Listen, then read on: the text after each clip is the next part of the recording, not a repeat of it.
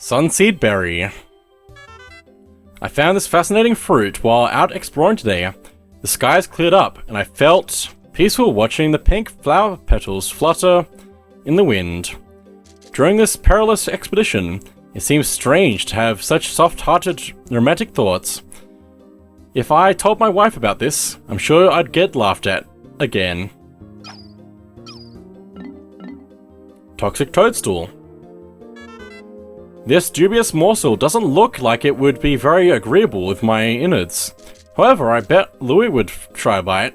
His appetite is insatiable, and he's always cooking up tasty meals. I'm glad that on this expedition, our ship's reactor can power our life support systems indefinitely. This will give us all the time we need to thoroughly examine all of the treasure we recover. I don't care if the president wants us in a hurry. I've had enough of his hassling. I think I'll move more slowly just to cause him indigestion. Super stick textile.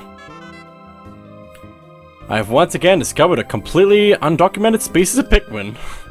These white Pikmin can find and dig up items that are buried entirely underground.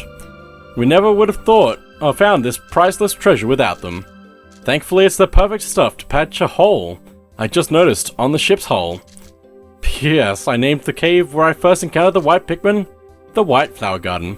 Also, I thought that was going in a very different direction. It was very funny for a second. Petrified Heart. The vivid color of this red stone reminds me of my wife's eyes when she is angry. You know, I've noticed that she has a few more wrinkles. I've probably caused her a lot of stress. When I return to Hocotate, I'll take her on a long vacation. Very nice. Lock wafer. What a strange pattern. When I look at it, I can feel good fortune smiling down on me. If I could just buy a lottery ticket right now, I'm sure I'd win. Strife monolith. Computers view the world in ones and zeros, but my people are different. Our world isn't simply black or white, right or wrong. Everybody is different. Maybe one day the ship will understand that, and maybe one day it won't give me sass when I ask it to collect a slimy specimen. Dream Architect. At night I have nothing to do to keep me occupied. I've been searching for something to dull the boredom, but every time I find something I want to play with, it's broken. This object is a great example. It looks fascinating, but I can't get it to function. I guess I'll have to write this in my journal. Write in this journal. All I have to do is write in this journal. Okay. I mean, it does need the batteries in the back, I'm pretty sure, so. Stone of Glory. This is a peculiar object. Just looking at it fills me with a powerful sense of nostalgia. Now that I think about it, the Pikmin had a curious look on their faces when they carried it. Maybe that was just my imagination. Cosmic Archive. The cave we searched today was lined with flame-spewing spouts. The temperature in the cave was absolutely stifling. Oh, that reminds me. I completely forgot to tell Louis about Red Pikmin. He's so quiet. I sometimes forget he's even there. This item I salvaged from the cave seemed to be some kind of storage device, but I have no way to play back the contents. Survival Ointment. In a survival situation, the most important things are water, courage, and a first aid kit. I've got water and an endless supply of courage, but I don't have a first aid kit. Sometimes I don't have a whole lot of motivation either. I may be a daring explorer, but sometimes I just want to loaf around all day and sleep. Wait, what if the president reads this journal? Ahem. I'd never dream of slacking off on the job. Yeah. Alien Billboard. There are several different patterns drawn on this object's surface. They appear to be characters or letters, but I can't make any sense of them. This is just an educated guess, but I wonder if this object is a kind of alien bulletin board. The size of the object seems about right for it. Drought Ender. Today I delivered an impromptu letter. Is that how you spell that? I don't know. On the basics of wilderness survival. As Louis' superior, it is my responsibility to teach him these skills. Walking around as much as we do generates an intense thirst, so water becomes very important. I told Lloyd that we have to ration out our water carefully. That's what I was thinking until I found this. I was so parched that I couldn't help myself. I drank all the water in the canteen. It tasted so good. But when I turned around, Louis gave me a cold stare. Geographic projection. The interior of this hemisphere contains a ship coated with charts detailing a new region. I explored this forest at the last time I was here, but it's clear that it has undergone some dramatic changes. The plants and animals have also evolved significantly. I've given this forest a new name, the Awakening Wood.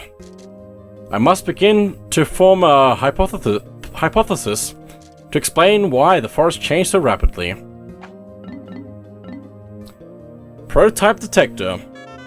Today we searched a subterranean lair, swarming with carnivorous bugs. The name Hole of Beasts immediately came to mind. The convenient contraption I found there has become an invaluable treasure-seeking tool. When it approaches a piece of treasure, the gadget beeps and the needle moves to the right. When all the treasure in the area has been collected, the device powers down. When we left Tokatate, I thought we'd never be able to pay off the company's debts. But thanks to this gadget, I'm feeling optimistic about the outcome of this daring mission. 5-man knapsack.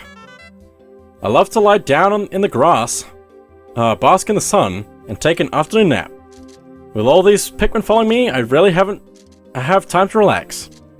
But recently I got really tired and accidentally fell asleep by pressing right stick. The Pikmin picked me up while I slept and carried me away to their onion. Hold your space, horses, Pikmin.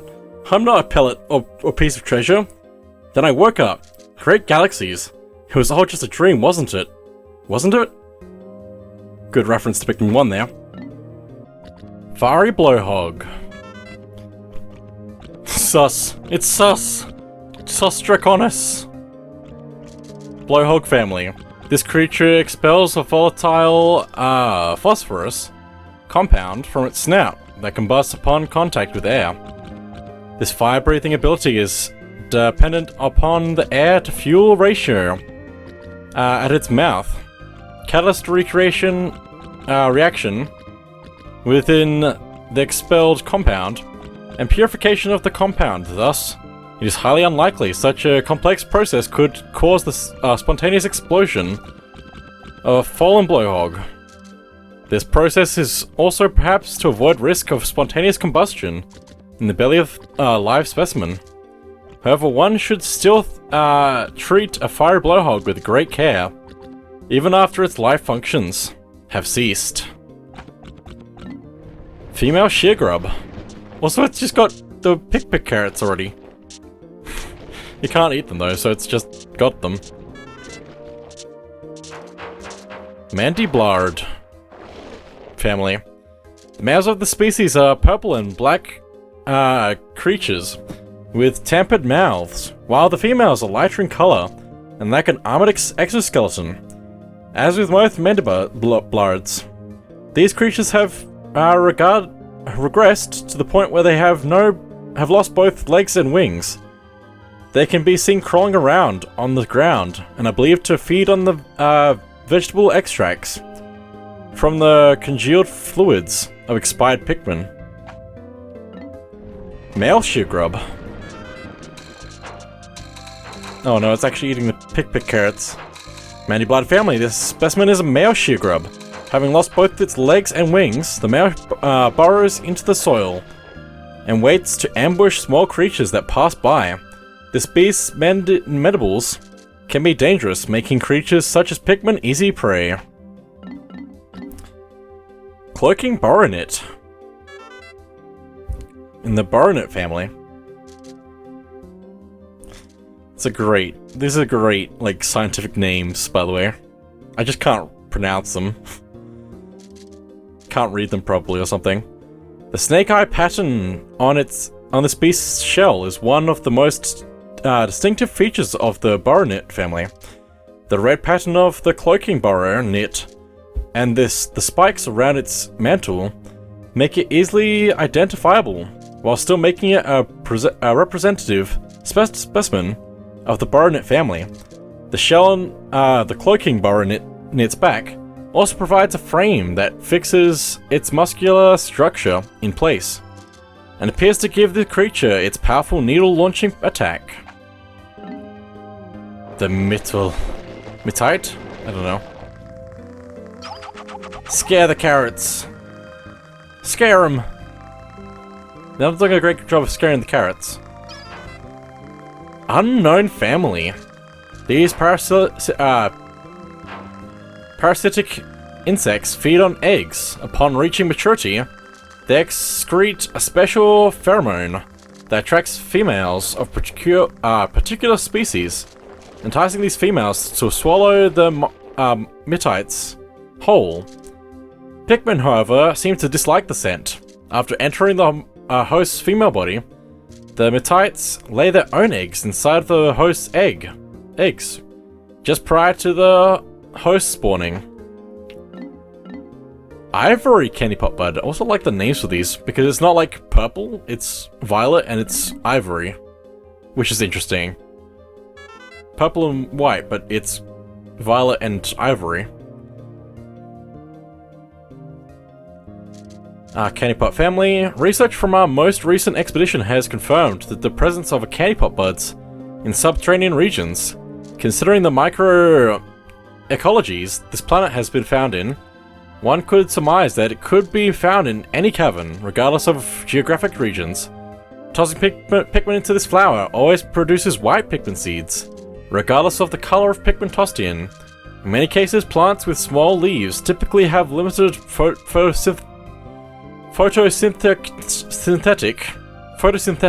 capabilities, and thus must find alternative means of obtaining nutrients, with parasitic and predatory behavior being most common.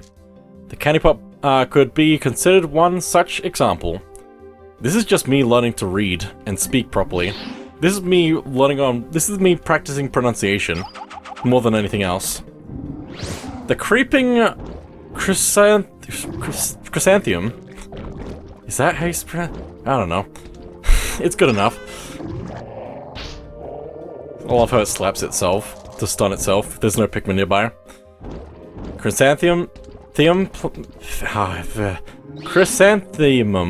family. Like Pikmin, the creeping chrysanthemum is a member of a group of creatures with ambulatory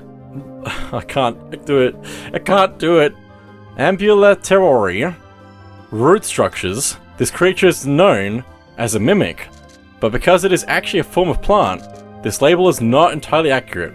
For unknown reasons, the creeping chrysanthemum's mimicry, I'm gonna go with that, does not fool Pikmin, perhaps because they share a similar heritage. It relies on preying upon other creatures to provide sustenance, so it has no need of leaves for photosynthesis. Generally speaking, the role of plants within an ecosystem is as a producer species, and thus plants are generally found at the bottom of the food pyramid. However, on this strange planet, the line between producer plants and consumer plants is blurred.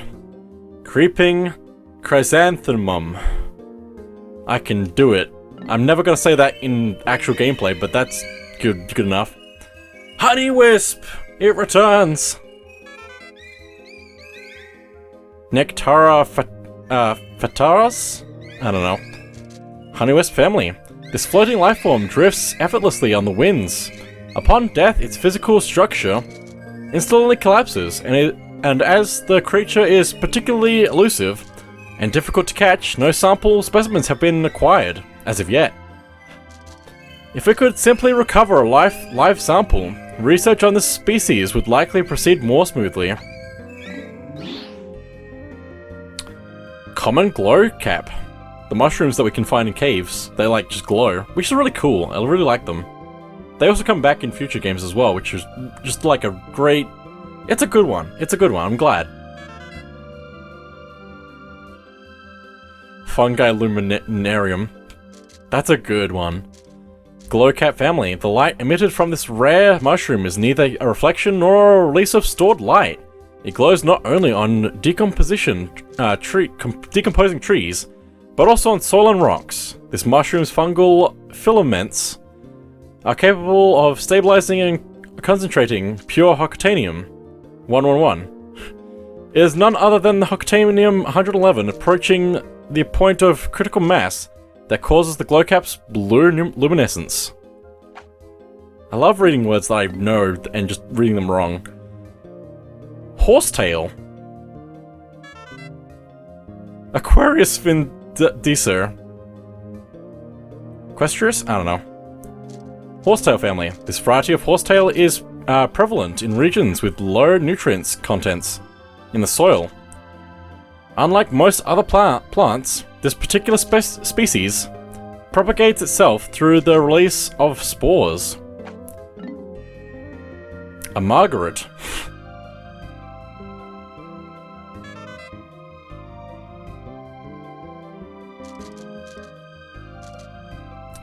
Oh no, it's a chrysanthemum family. This plant's delicate yellow flowers often inspire waves of nostalgia, giving a bittersweet feeling to any who gaze upon them. Fiddlehead.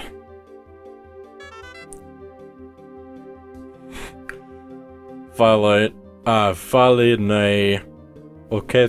orchestrus? I don't know. Fern family. At first glance, this plant resembles the spring used in the ship's sublight engine. What? What? What are you talking about? Many of its most primitive characteristics remain intact, including its habit of spreading through the dispersal of spores. Empress Bulblacks. Get got! Wake up! Wake up! You've got to wake up! It's not working.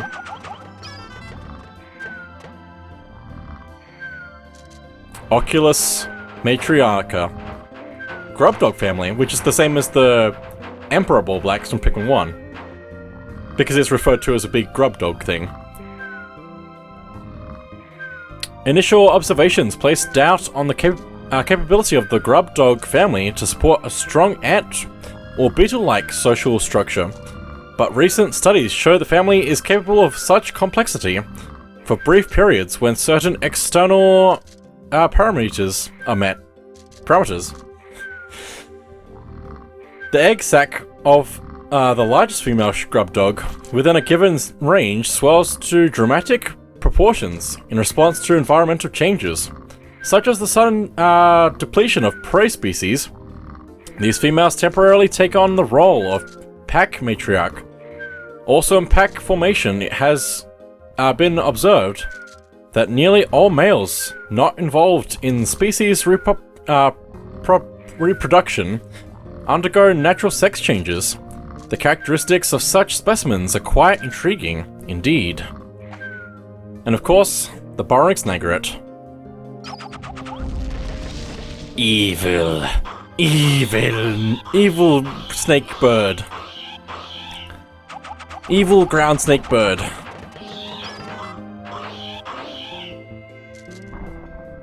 Snavavian. I can't even. What? Snavian family. I don't know.